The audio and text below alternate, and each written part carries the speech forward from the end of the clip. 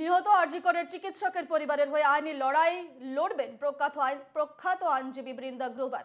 এতদিন নির্যাতিতার পরিবারের হয়ে আইনজীবী ছিলেন বিকাশ রঞ্জন ভট্টাচার্য। শীর্ষ আদালতে নিহতের পরিবারের হয়ে মামলা লড়বেন আইনজীবী বৃন্দা গ্রোভার। বিনা পারিশ্রমিকে এই মামলা লড়বেন বৃন্দা গ্রোভার, এমনটাই জানা যাচ্ছে। নিহত আরজি করের চিকিৎসকের পরিবারের হয়ে আইনি লড়াই লড়বেন প্রখ্যাত আইনজীবী বৃন্দা গ্রোভার। এতদিন নির্যাতিতার পরিবারের হয়ে আইনজীবী ছিলেন বিকাশ রঞ্জন ভট্টাচার্য। শীর্ষ আদালতের নিহতের পরিবারের হয়ে মামলা লড়বেন এবারে আইনজীবী বৃন্দা গ্রোভার।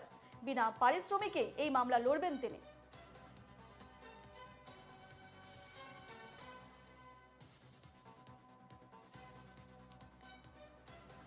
নিহত আরজি করের চিকিৎসকের পরিবারের হয়ে এতদিন আইনি লড়াই লড়ছিলেন বিকাশ রঞ্জন ভট্টাচার্য, তবে এবারে এই আইনি লড়াই লড়বেন বৃন্দা গ্রোভার।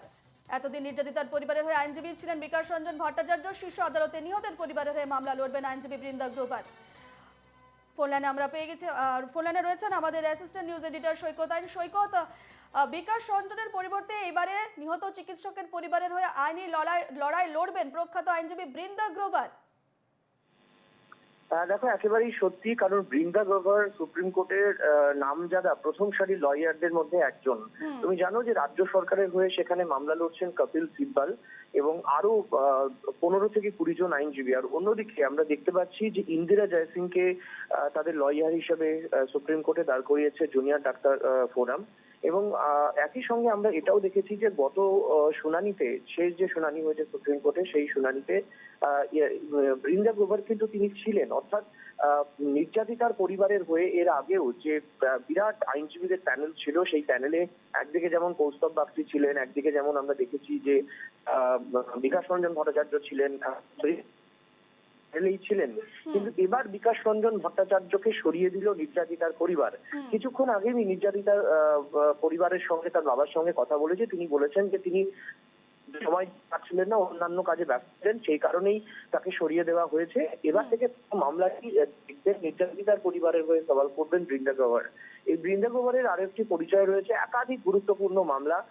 তুমি ইশরাত জাহান মামলা রয়েছে সুপ্রিম কোর্টে, যেটি খুব গুরুত্বপূর্ণ মামলা। বিলকিস বানুর মামলা গুজরাটের কোর্ট থেকে, যেখানে আমরা দেখেছি যে প্রায় 11 জন অভিযুক্তকে জামিন দিয়ে দেওয়া হয়েছিল, সে মুক্তি পেয়ে গিয়েছিলেন। তারপর তার বিরুদ্ধে সওয়াল করে সুপ্রিম কোর্টে সওয়াল করছিলেন এই বৃন্দা গ্রোভার। ফলে বৃন্দা গ্রোভার সুপ্রিম কোর্টের খুব নামকরা একজন লয়ার এবং তিনি এবার থেকে নির্যাতিতার পরিবারের হয়ে মামলাটি লড়বেন। এই খবর কিন্তু একেবারে আমাদেরকে জানাচ্ছেন নির্যাতিতার পরিবারের পক্ষ থেকে জানানো হয়েছে। তবে বিকাশ রঞ্জন ভট্টাচার্যের মতো একজন সিনিয়র লয়ার কেন সরিয়ে দেওয়া হলো, এর পেছনে কি অন্য কোনো কারণ রয়েছে, সেটাও কিন্তু এখন এই মুহূর্তে খুব বড় প্রশ্ন আকারে আসছে। একেবারে সৈকত, ধন্যবাদ তোমাকে।